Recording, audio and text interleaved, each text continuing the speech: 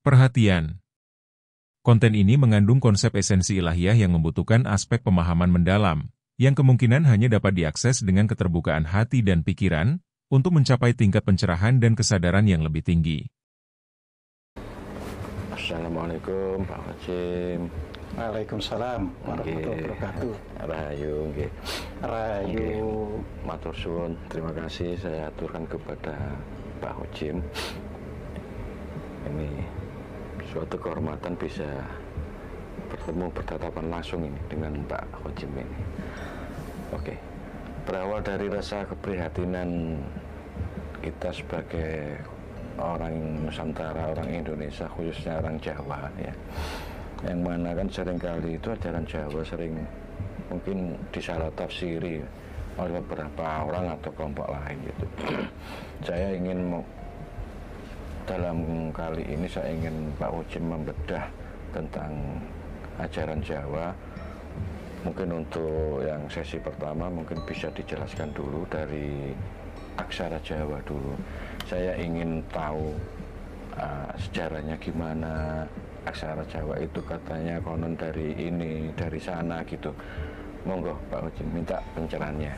Nggih, matur suwun. Jadi kita perlu paham bahwa di dalam kehidupan ini sebuah bangsa yang peradabannya maju itu tidak lepas karena mereka telah bisa membuat aksara ya, agar bisa berkomunikasi dengan sesamanya.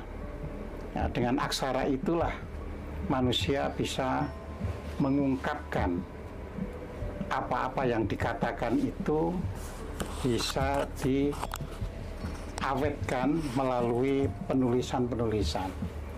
Sebab semula manusia itu ya sudah pasti pertama-tama kan bahasa saja, bahasa isyarat semula. Kemudian bisa menggunakan bahasa tutur.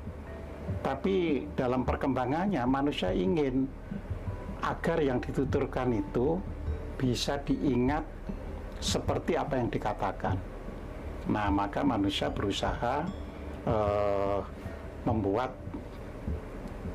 simbol-simbol yang bisa menggantikan setiap bumi. Jadi di situ ya. Nah, otomatis setiap bangsa itu ya bermula dari yang sederhana. Tapi yang sederhana itu tidak berarti bahwa yang misalnya huruf paku itu adalah penemuan manusia yang pertama, tidak demikian.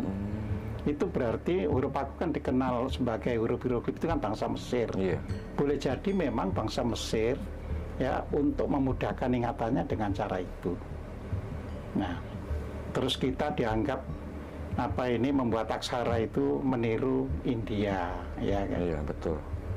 Kita juga harus paham, India itu, ya kan, pada tahun 2000 hingga 1500 sebelum Masehi itu kedatangan bangsa Arya. Bangsa Arya itu posisinya adalah di barat laut Iran sekarang ini. Nah, itulah menjelajah sampai India. Tapi bangsa Arya itu tidak menciptakan tulisan. Ya. Bangsa Arya itu tulisannya ya menggunakan tulisan yang ada di India, yaitu misalnya aksara Dewanagari.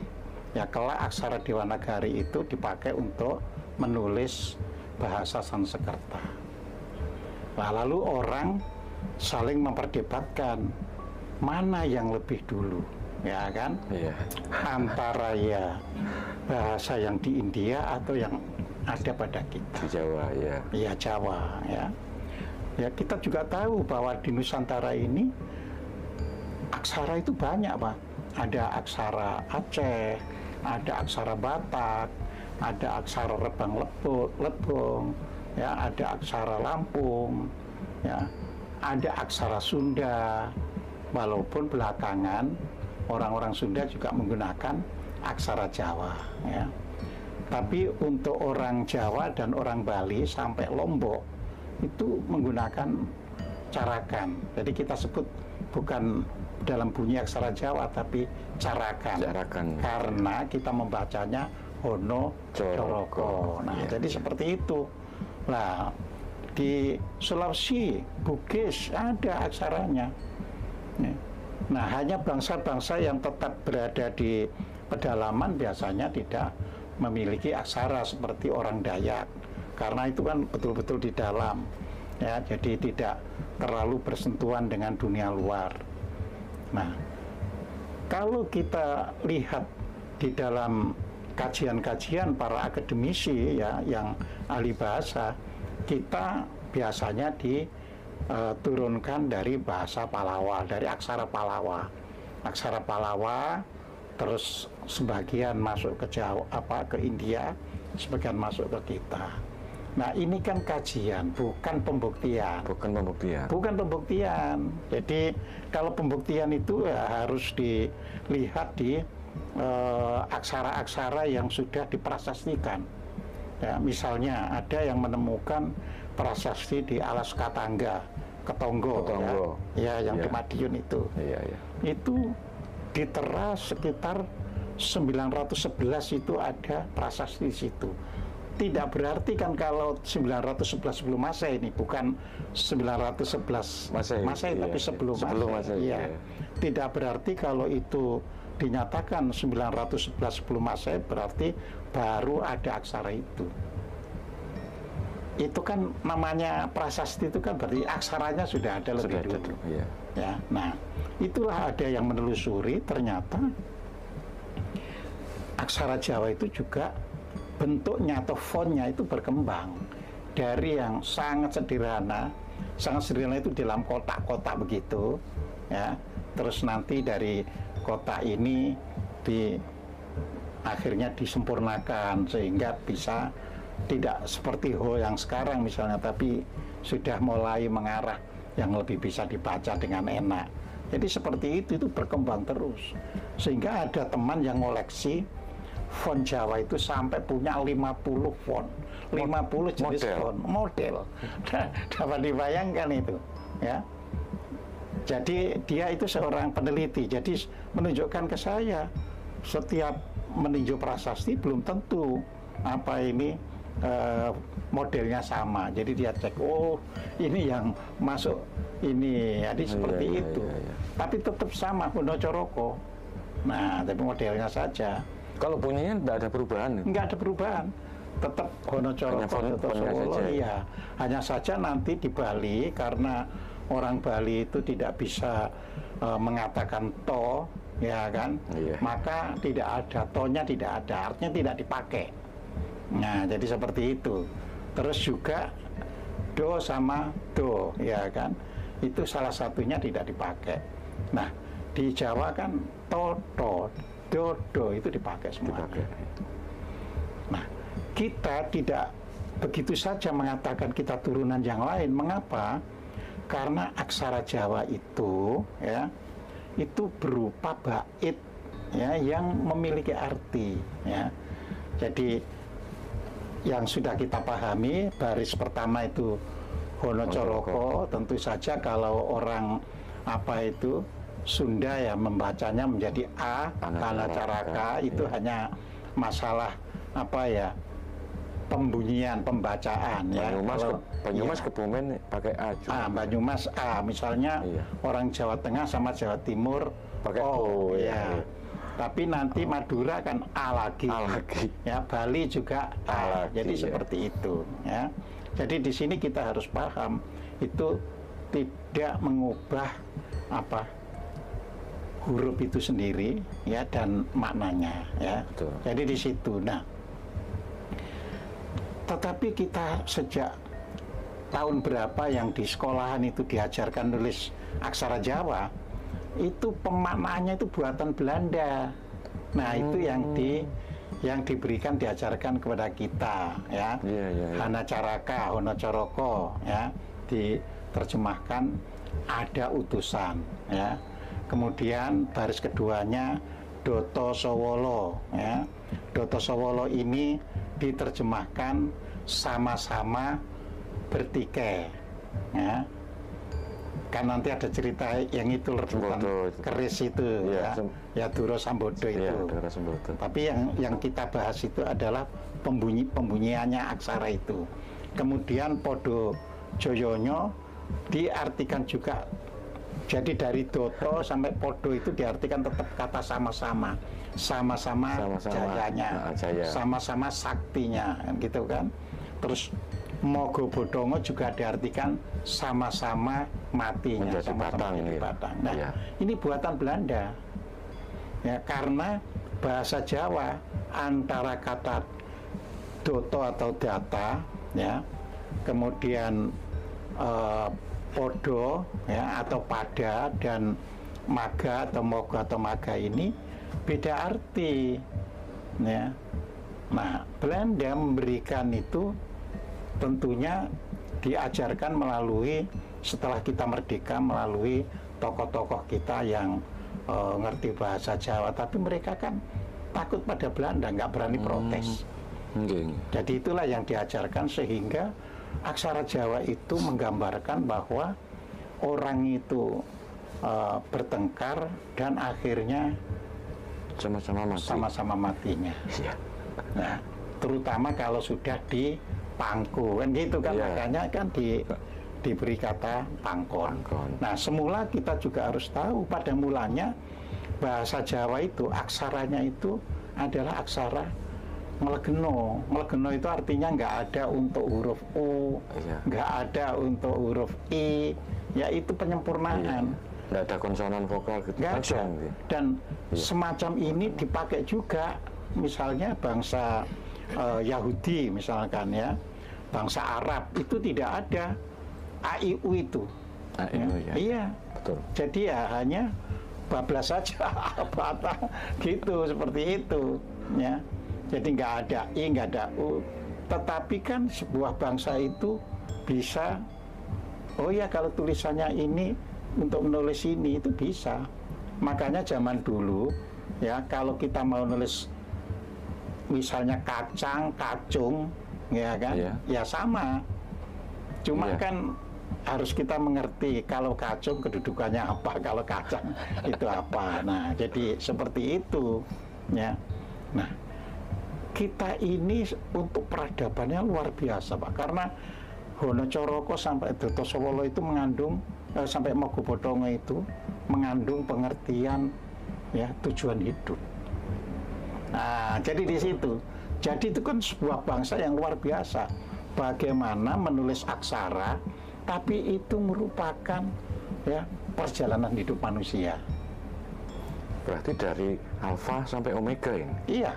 Nah, tapi orang Barat kan nggak bisa, misalnya coba ABCD sampai Z itu, apa nggak bisa berbunyi? Iya, nggak bisa menjelaskan satu persatu. Iya, kita langsung, ya kan, kita ini langsung. Jadi Hanacaraka ini kalau kita baca, boleh kita bacanya itu dari Hanacaraka diakhiri dengan Magabadanga atau Mogobodongo, boleh diawali Mogobodongo diakhiri dengan Honocoroko, tidak jadi masalah, ya. Jadi kalau dikatakan Hanacaraka itu jelas, ya, Hana Caraka. Hana orang Jawa itu ada, ya. Caraka itu utusan, ya. Itu jelas. Jadi itu luar biasa. Dua terus sebelahnya tiga itu luar biasa. Hana Caraka, ya. Data Sawala, ya. Pada Jayanya, Maga Badanga, ini luar biasa, ya. Jadi begitu ada Hanacaraka, ya kan, ada utusan, ya, orang menggambarkan utusan itu dari mana, ya kan. Nah, ketika manusia ini dihadirkan secara ragawi, manusia kan berbeda dengan dunia hewan. Betul. Kita ada, ya, bagian batin yang bisa memahami aspek-aspek di luar dirinya. Nah, itulah disebut data sawala. Artinya utusan itu ketika masuk ragawi yang disebut manusia ini klop. Jadi data itu bahasa Jawa itu sama dengan tidak ada atau tanpa, ya. Itu sama. Nah, sawala itu artinya berselisih, ya, atau terjadinya konflik. Jadi artinya semuanya ini ya, setelah apakah orang itu nyebut jiwa, rohan, nggak jadi masalah. Yang jelas itu ada ya yang mengisi manusia itu, dan itu pas dengan badannya Doto Sewolo ya. Nah, selain pas, di situ dikatakan podo joyono, artinya semua instrumen tubuh itu ya, itu memiliki fungsi yang setara. Jadi artinya kita tidak seperti hewan, misalnya kucing ya. Kucing itu tajam apa? Penglihatannya, ya kan? Tapi ada hewan yang tajam penciumannya, ya. Ada yang tajam pendengarannya, ya, kayak kelelawar, ya, pendengarannya yang sangat tajam. Jadi suara sekecil apapun dia bisa dengar, bisa menangkap. Nah, kita tidak. Kita ini semua instrumen tubuh itu sebenarnya setara. Jadi orang itu bisa memanfaatkan matanya setinggi-tingginya, bisa memanfaatkan telinganya setinggi-tingginya, ya, penciumannya setinggi-tingginya. Bahwa di dalam kehidupan ya, ini podojoyonya itu di situ, di dalam kehidupan ada orang yang lebih memfokuskan kepada matanya, nah itu tidak urusan, gitu loh.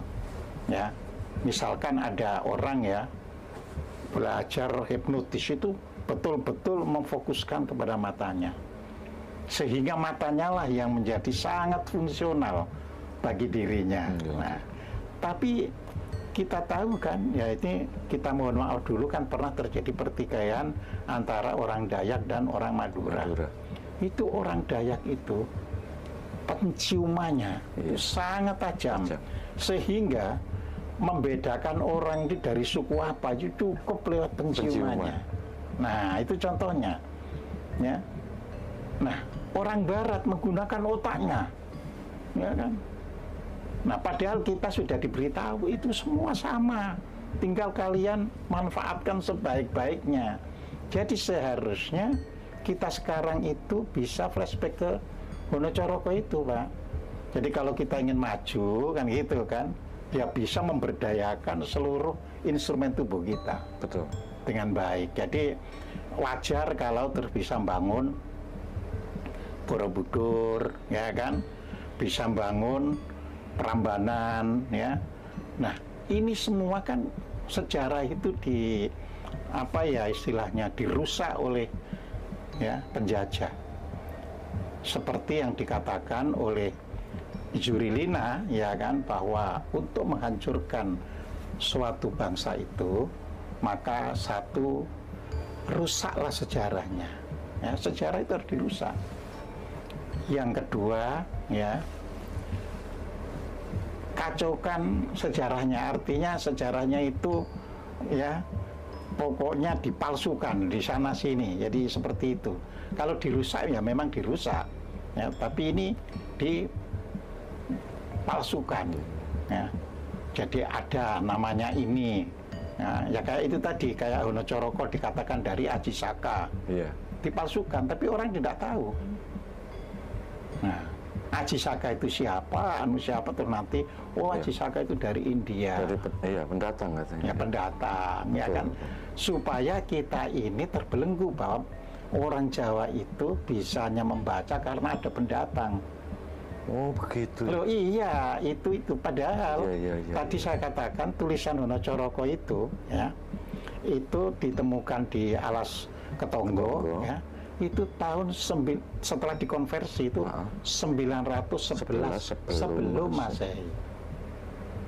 Nah, sedangkan cerita Jisoko itu bertepatan dengan tahun Saka. Ya, 78 Saka itu sama dengan 78 Masehi, berarti barusan. Iya. Eranya. Jadi seperti itu. Ya. Ya. Nah, kita di situ harus bisa memahami. Padahal di serat-serat setelah telusuri, diselidiki, ya kan, itu saya menyatakan kepada teman bahwa di Trowulan ya itu ada sejarah Mojopahit kuno. Jadi ada bangunan Majapahit kuno. Itu langsung dia itu sebagai seorang profesor yang ahli geologi mengatakan benar Pak Kojim katanya. Jadi ada bangunan sebelum Masehi. Nah, jadi artinya ada Majapahit yang telah berdiri tahun ya sekitar abad ke-6 sebelum Masehi. Tua banget berarti. Itu tua. Okay. Nah, yang dideteksi itu kan yang Mojopahit belakangan. Iya. Nah, jadi di sini, disinilah pentingnya kita kembali memahami aksara itu. Aksara sudah lama, wajar ada peradaban itu, ya. Jadi itulah yang juga akan saya tulis ya di buku yang belum selesai. Jadi itu kayak Prambanan, Borobudur itu 5.000-an tahun sebelum Masehi. Catatan di sejarah kan itu Wangsa Sailendra sama iya, itu kan Wangsa Sanjaya abad ke-8. Iya. Itu masalah pembacaan aksara, Pak. Kan bisa diketahui dari dating karbon juga itu. Iya, mereka kan nggak berani melakukan dating karbon itu. Alasannya? Ya alasannya macam-macam lah pokoknya, tapi nggak berani. Jadi sampai hari ini tidak berani. Nah, terus Mogo Bodongo, ya kan? Itu artinya kalau manusia itu sudah terp semuanya itu, ia berada di jalan. Mogo itu marga, Pak, jalan. Berarti ada di jalan batang, artinya jalan mati, artinya tidak terpengaruh oleh siapapun. Nah itu, jadi tidak terpengaruh oleh siapapun. Nah kita tidak bisa maju karena sudah dipengaruhi oleh kanan kiri, ya depan belakang dan sebagainya. Nah ini yang harus kita pahami. Di sini yang generasi penerus kita harus sadar bahwa sebuah bangsa begitu sudah ini tidak paham aksaranya, ya dipengaruhi sana sini. Nah ini masih muda, ini ditemukan seperti itu. Nah begitu pula kalau kita balik dari Mogo Bodongo, artinya manusia itu dari awal harus berdiri di jalan batang, kematian. di jalan kematian. Maksudnya yang tidak lagi bisa dipengaruhi oleh pihak lain. Nah, kalau sudah berada di jalan itu, maka ia akan disebut hidup dalam kejayaannya. Ya, makanya ini nanti kita bisa bawa ke bangsa lain. Ya, nah setelah jaya otomatis ya tidak ada konflik kepentingan. Karena sudah semuanya ini sudah ini kan, masyarakatnya itu semuanya itu sudah masyarakat yang baik. Jadi nggak ada konflik kepentingan. Disitulah manusia bisa menjadi caraka, bisa menjadi utusan bagi kehidupan. Oke. Nah, jadi seperti itu di sini. Nah makanya bangsa seperti bangsa Jepang nggak mau diubah aksaranya itu. Ya. Jadi yang paling belakangan misalnya Thailand juga nggak mau diubah aksaranya itu. Ya Thailand ya tetap saja menggunakan aksara Thailand. Iya. Ya. Vietnam juga begitu. Nah, makanya bangsa yang maju pada akhirnya bangsa yang bisa berpijak kepada aksaranya. Jadi di situ. Nah, kita ini sudah di kacau balau, ya. Misalkan ya sederhana saja kan, ketika kedatangan Islam, ya, maka kita istilahnya oleh pendatang itu disuruh mengganti Honocoroko itu menjadi tulisan Arab. Karena Arab itu tidak punya G dan tidak punya P, maka disebut Arab Pegon. Iya, karena untuk menyesuaikan itu nulis itu tadi, ya. Jadi seperti itu. Setelah itu Belanda memerintahkan harus menggunakan huruf Latin. Jadi kita semakin tercerabut di dalam ya kehidupan bangsa itu. Dengan huruf Latin, ya kan? Ya nggak nyambung. Nggak nyambung. Karena setiap huruf itu memiliki makna. Jadi setiap huruf ya seperti ini tadi kan aksara Honocoroko ternyata punya makna, ada utusan. Ya kan? Nah, di kemudian hari orang Jawa melakukan Karitoboso.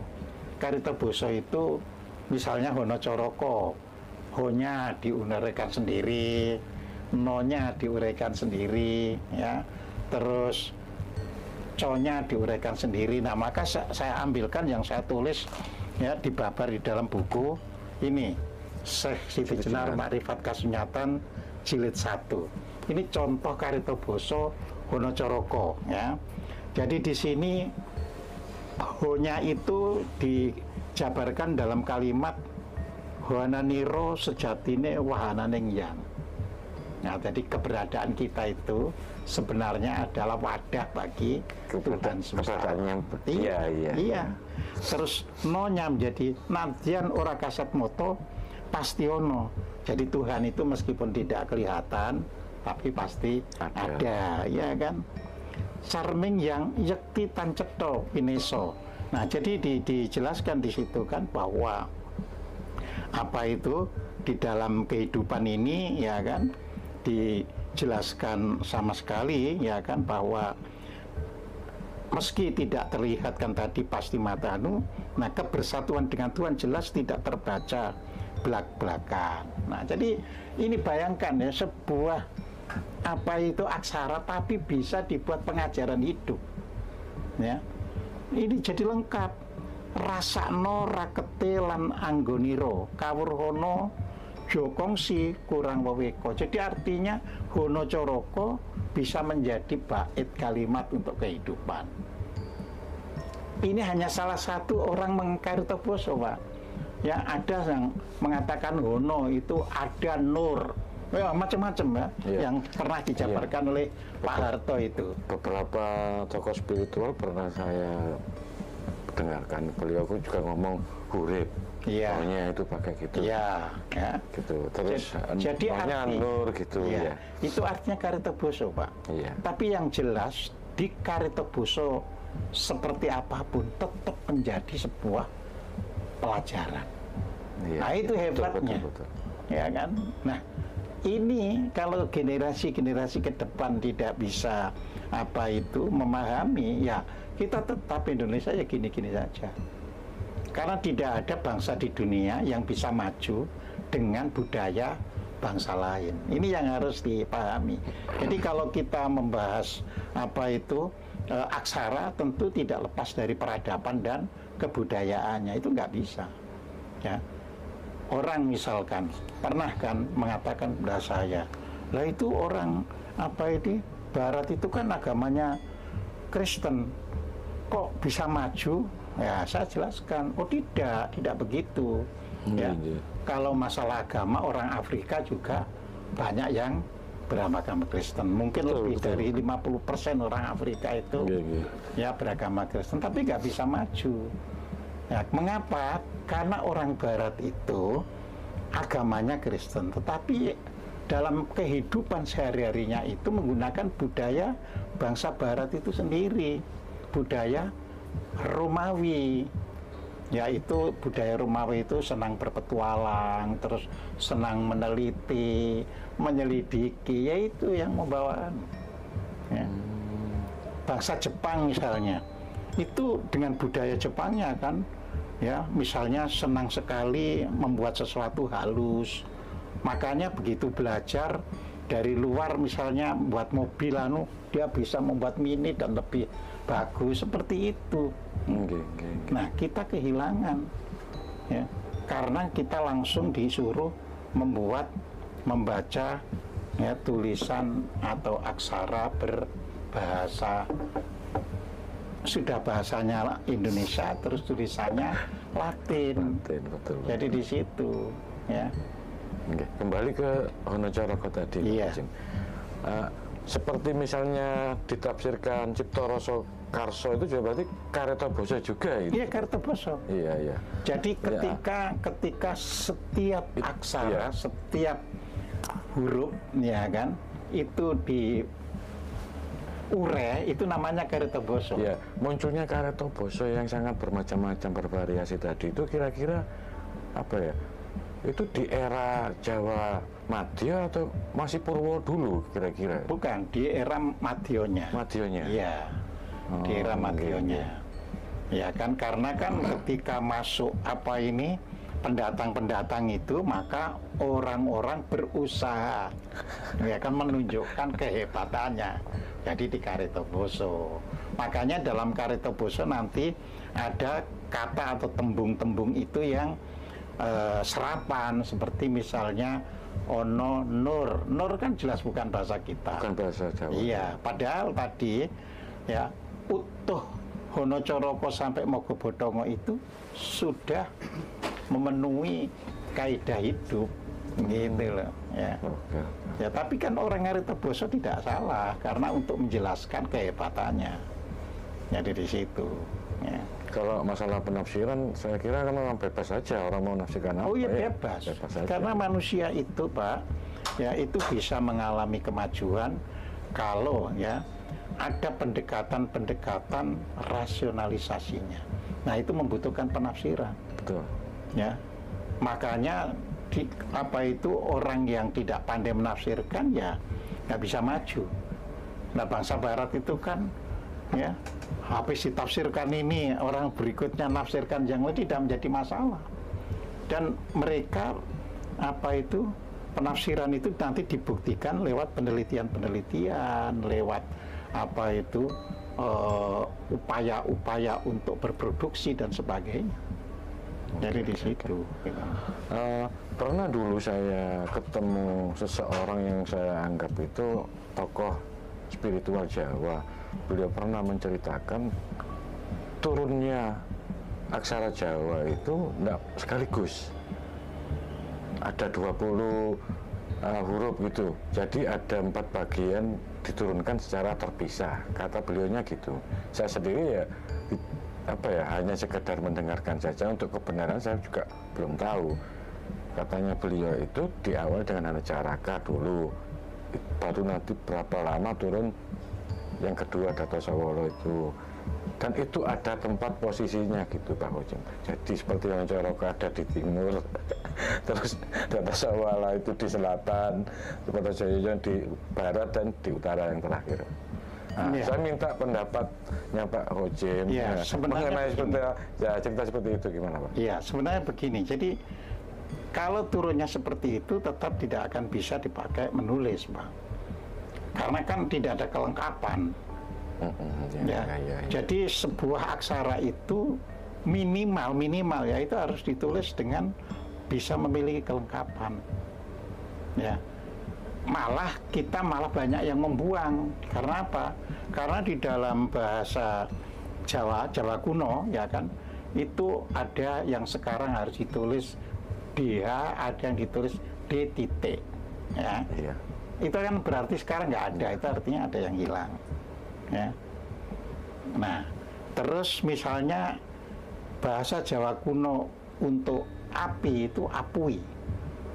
Nah kata apui ya kan tentu harus ada bentuk ui untuk itu ya.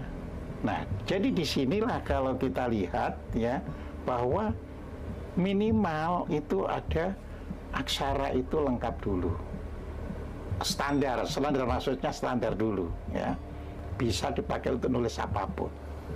Nah berikutnya baru diturunkan ya sandangan-sandangan supaya bisa mempermudah pembacanya.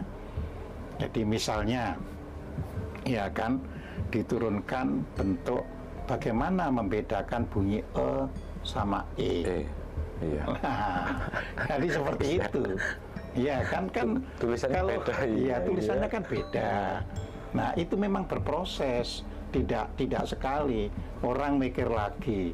Ya kan bagaimana nulis eng. Pada mulanya itu kan nggak ada Pak. Ngo kan bukan eng.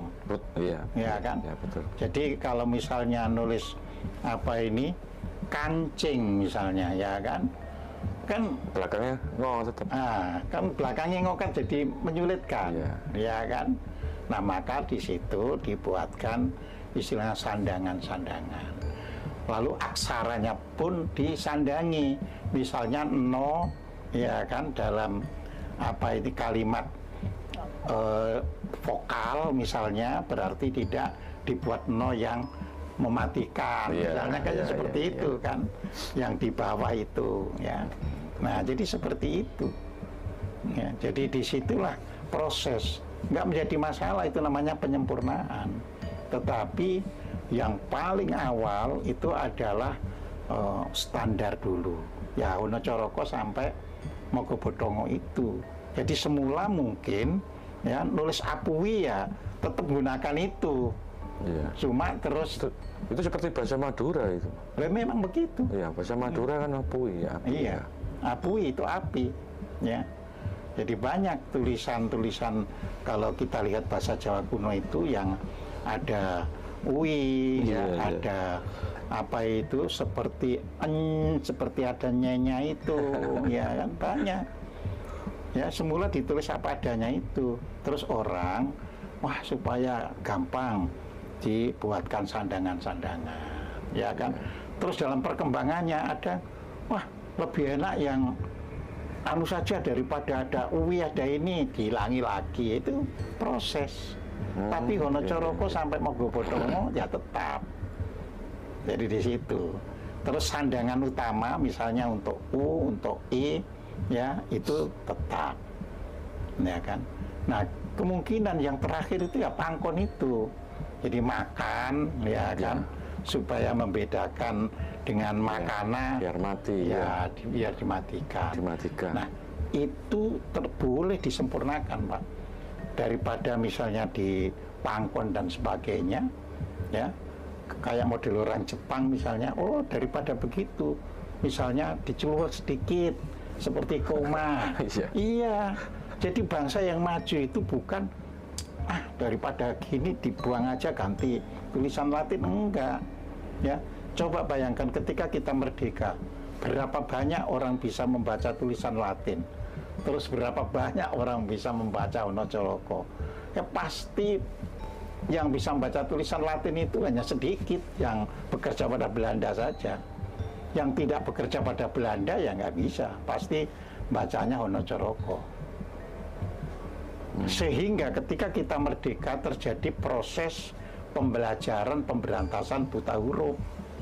Ya, jadi saya itu masih ingat ketika tahun 60-an itu orang-orang tua kita itu ya yang tidak bisa nulis Latin itu datang ke balai desa untuk belajar membaca ABCD sampai jadi itu. Jadi kita bangsa yang sebenarnya yang tidak bisa melihat apa ya yang kita membuat bisa maju. Orang Thailand sampai hari ini ya tulisannya itu. Ya. Tapi mungkin kalau misalnya dijadikan sebagai tulisan nasional, tulisan Jawa, mungkin pemerintah sendiri kan menganggap bahwa banyak sekali tulisan-tulisan daerah, tulisan lokal di Indonesia. Enggak, Pak. Kan gini, Pak. Ya, setiap bangsa itu kan yang harus bisa dipenuhi kan ya mayoritas dulu. Ya kan? Misalkan di Indonesia saat ini saja, ya, orang yang sub etnis Jawa, ya kan, itu lebih dari 130 juta, ya kan. Nah, kalau dari penduduk 270 juta itu sudah separuhnya sendiri, Pak. Jadi harus yang itu sama dengan Cina, Pak. Cina itu ada 300 suku bangsa. Ya, maka tulisan Mandarin itu kan sebenarnya tulisan suku bangsa Han. Ya. Nah, semua ya diajari. Tulisan Cina yang kita kenal sekarang itu Mandarin. Ya. Ya, mereka menyebutnya Pinyin. Ya, jadi yang suku Han itu ada 90%, Pak. Jadi yang lainnya itu yang 299 itu kecil-kecil. Ya seperti kita gitu, kalau sudah separuh itu membaca itu kan gampang, yang lain bisa ini. Bisa ngikut ya. Iya. Betul. Dan itu tidak harus bahasa Jawa, bahasanya boleh bahasa Indonesia, gitu loh. Cuma tulisannya yang harus itu, ya kan? Iya. Tetap masih di Wonocoroko itu, Pak.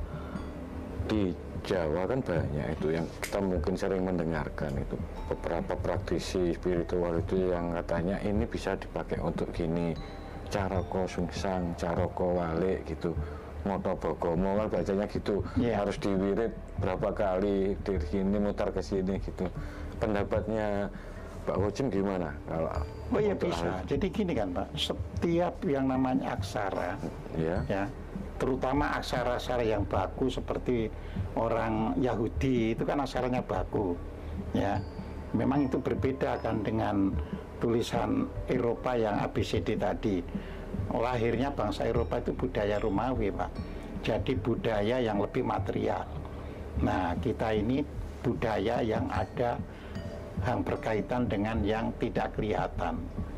Maka pola pikir kita itu akhirnya bisa meyakini ya pembacaan tertentu atau potongan tertentu itu menjadi kekuatan. Itu tidak menjadi masalah. Ya. Dan orang yang mempraktekkan itu pun bisa. Jadi gitu. Contoh ya, ada teman saya ketika pergi ke Amerika, di Amerika pada waktu itu habis habis yang WTC kembali. Oh ya, ambruk itu ya. Ya, tahun 2001 itu. Itu kan yang dari Indonesia dia Pak, di seleksi betul. Sweeping. Oh, di sweeping yang dari Indonesia itu, karena kan Indonesia ini ya 87% agama Islam. Jadi mereka itu punya asumsi dulu, berarti dari Indonesia ada kemungkinan mereka yang pro teroris kan gitu. Iya. Dan itu kan kita sebagai orang Indonesia kan nggak bisa nyalakan Amerika. Ya, nah ada teman yang ke sana ya untuk menghindari sweeping itu membaca Al-Fatihah sungsang, bayangkan. Al-Fatihah sungsang? Iya. Ini baru dengar saya. Iya, sungsang Pak. Jadi dibalik. Dibalik? Iya. Jadi dimulai dari apa itu? Waladolin. Iya. Dari di situ. Itu Pak lolos sampai boleh menginap sekian hari. Nah, jadi seperti itu. Orangnya masih hidup. Makanya dia percaya, padahal dia orang Jawa. Sekarang tinggal di Semarang. Orang Jawa yang ketika ngaji diajari kamu gunakan Al-Fatihah sungsang bisa ngatasi gitu-gitu, dipraktekkan betul. Ya, itu sebenarnya tidak hal yang aneh Pak. Sama di dalam agama Kristen itu kan dikatakan jika ada sebutir sawi iman di dalam dirimu, niscaya kamu bisa memindahkan gunung. Nah itu kan kekuatan yang luar biasa, Pak. Ya. Para penemu-penemu itu adalah orang-orang yang punya pikiran yang sangat fokus untuk mengetahui sesuatu. Nah kita kan nggak fokus apa-apa, yang penting pokoknya ini itu masalahnya. Jadi nggak ada masalah. Ya, Wonocoroko itu dibalik terus untuk punya kekuatan ini. Orang yang sudah mempraktekkan ya monggo silakan. Karena itu bagian saja dari kekayaan budaya gitu. Jadi di situ. Tapi paling tidak itu kan Tuhan menciptakan berbagai macam bahasa, mesti kan ya juga ada ada sesuatu rahasia di baliknya itu maksudnya. Yang mungkin bisa menjadikan suatu kekuatan pikiran, sugesti atau apa yang memberikan sesuatu yang ajaib atau apa di luar normal gitu. Loh, iya. Tapi bahasa itu kan berkembang, Pak. Iya. Iya, misalnya ya bahasa-bahasa yang pada masyarakat yang masih terisolasi atau masyarakat yang masih ada di pedalaman ya. Ini bahasanya terlalu terlalu miskin istilahnya. Ya. Nah, contoh misalnya bahasa Indonesia saja itu yang disebut bahasa miskin, Pak. Makanya menyerap kata dari berbagai bahasa di dunia luar biasa. Jadi kosakata Melayu yang ada di kamus KBBI itu sekarang kalah banyak dengan ya kata-kata serapan itu. Jadi seperti itu, manusia berkembang. Bahasa Inggris juga mengalami serapan berkali-kali. Ya. Tetapi serapan itu kan harus implementasikan dalam kehidupan. Ketika tidak diimplementasikan kan nggak bisa. Ya, contoh kita ini berapa kali menyerap yang dulu ada terus hilang, seperti itu ya. Itu banyak. Terus kita mencoba mengganti, contohnya di dalam bahasa Indonesia itu kan ada kata sangkil ya, sama apa itu dengan yang lain ya, yang sangkil dan mangkuk itu ya. Tetapi tidak bisa akhirnya menggantikan yang namanya efektif dan efisien. Padahal tujuannya dipakai untuk mengganti itu. Ya. Canggih misalnya, sekarang hampir pernah kita dengar. Oke. Ya kan? Betul. Padahal pada waktu yang lalu selalu kita dengar. Nah, seperti itu. Ya. Perubah misalnya, ada yang mengatakan perubah untuk menggantikan variabel. Ya, akhirnya kalah dengan yang variabel. Karena apa? Karena dalam kehidupan kita juga membaca tulisan orang lain. Kok tulisan kita hanya dipakai di sini, yang itu dipakai di dunia, ya akhirnya kita ikuti. Iya, makanya efisien, efektif itu tidak bisa digantikan oleh kita. Tapi beda dengan Jepang, Pak. Kalau Jepang itu, pemerintahnya itu setiap akhir tahun mengumumkan kata-kata baru yang harus dipakai secara resmi. Ya. Nah, dengan demikian bangsa Jepang itu misalnya menyerap, contohnya menyerap apa ini, kan mereka juga tidak punya komputer pada mulanya, yang punya kan orang Barat. Betul. Tapi mereka kan tidak menggunakan kata komputer, mereka menggunakan bahasa Jepang yang pengertiannya hampir sama kayak komputer. Tapi karena diumumkan kaisar harus dipakai, ya. Ya, lama-lama terpakai dan yang komputernya nggak terpakai gitu loh. Ya seperti itu, kayak mouse misalnya. Iya. Ya kan? Kalau kita ganti tikus malah keliru. Nah, walaupun kita tahu artinya mouse itu tikus kan gitu kan. Iya. Jadi bahasa itu diimplementasikan. Nggak jadi main komputer nanti bakal tikus. Jadi kembali aksara Hanacaraka itu bisa dipakai untuk negara, untuk menyatukan betul. seluruh Indonesia dengan bahasa yang satu, bahasa Indonesia. Karena fonemnya orang kita kan sama. Iya. Iya.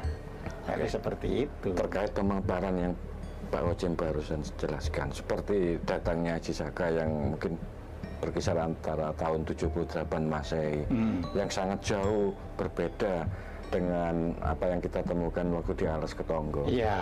Mungkin ada istilahnya usaha dari kelompok atau mungkin dari lembaga yang istilahnya ingin mengkaji ulang, menjadikan ini suatu temuan yang baru, mungkin nanti bisa dijadikan suatu pakem untuk kebenaran, untuk kurikulum, bahkan mungkin untuk pendidikan.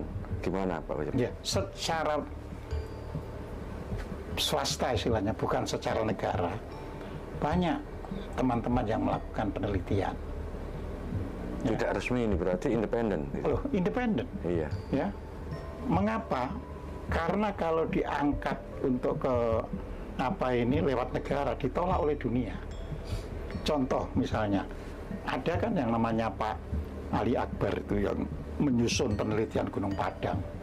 Itu kemarin dunia melarang itu untuk diterbitkan untuk dunia. Nah, kita harus tahu mengapa kita dilarang.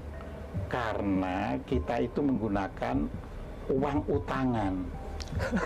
Jadi mereka itu jangan kamu gunakan uang utangan untuk yang gitu-gitu. Gitu. Jadi banyak teman-teman saya melakukan penelitian yang independen. Ya, cuma kan nggak bisa disebarkan ke dunia karena keuangannya kan terbatas. Iya. Menggunakan negara, mereka teriak-teriak. Iya.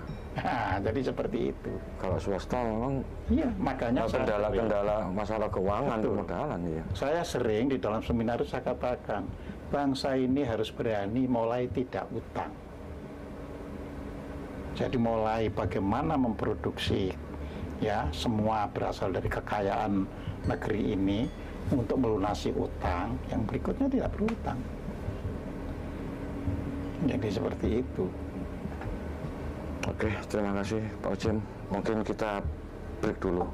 Oke.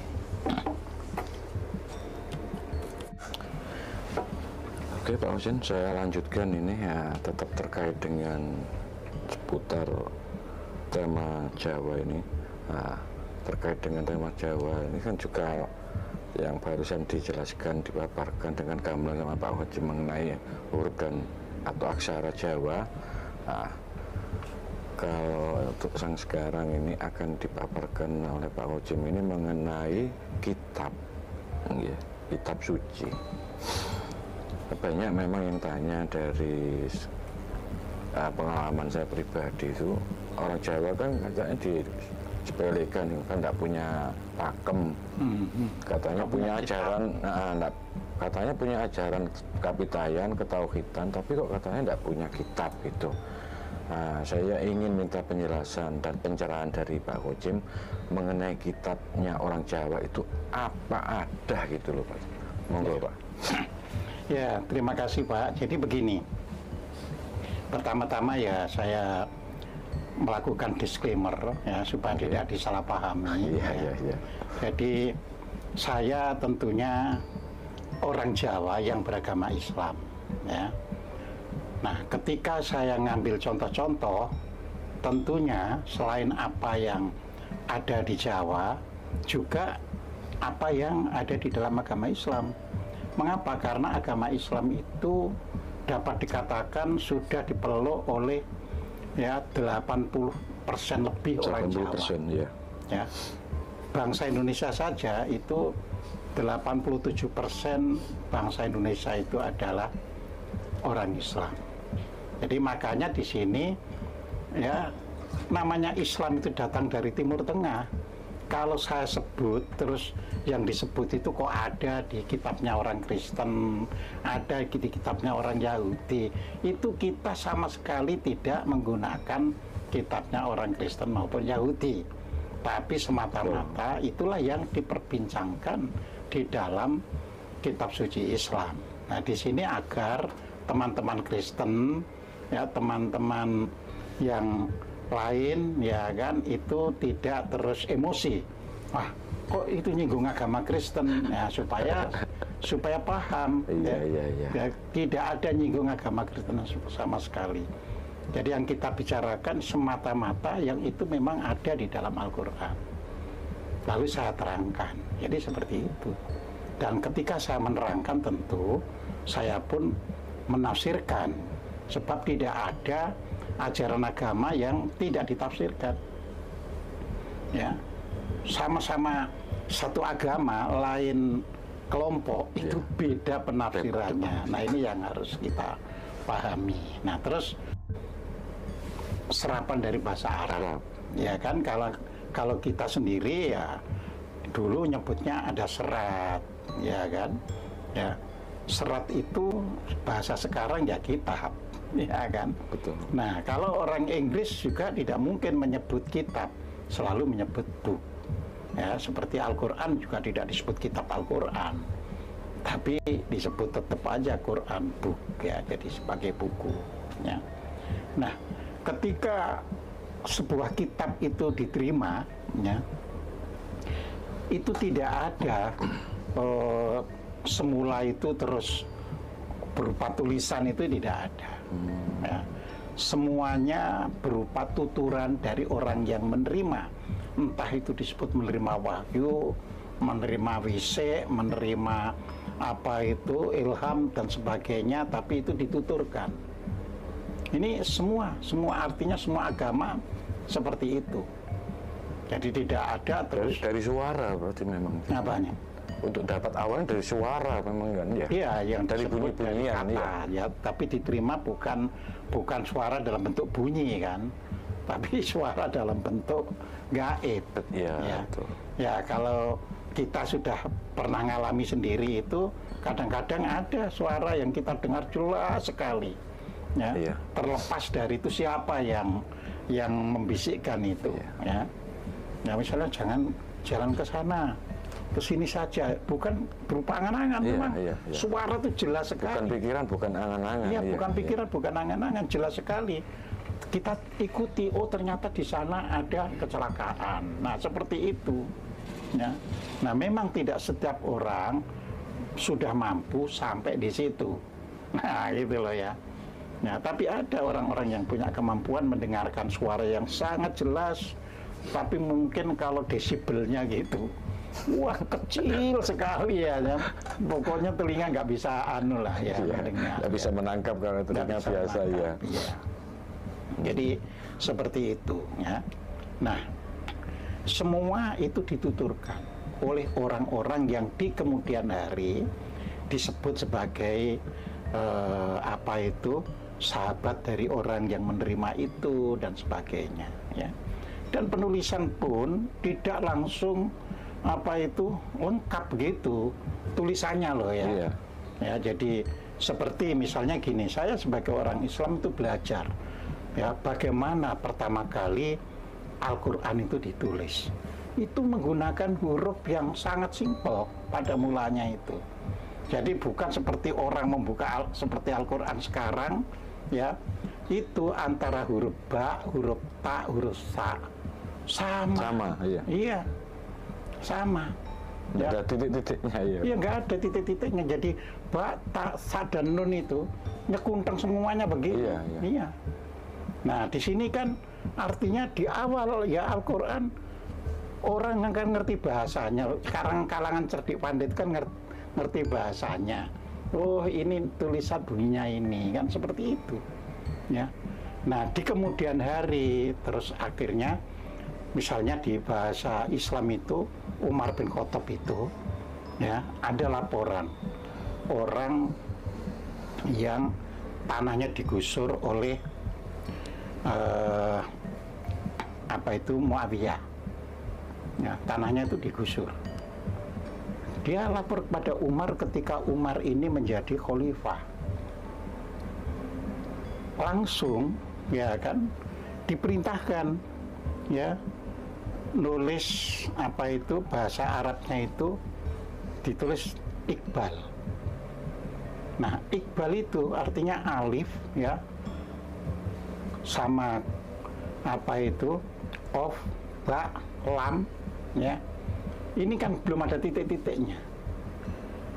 Lalu pihak Muawiyah membacanya Iqtal, artinya bunuhlah.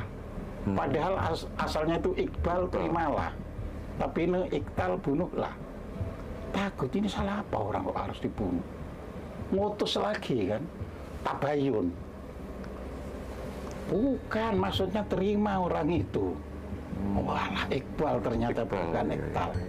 Ya, artinya apa yang kamu rampas itu harus kasihkan. Ya.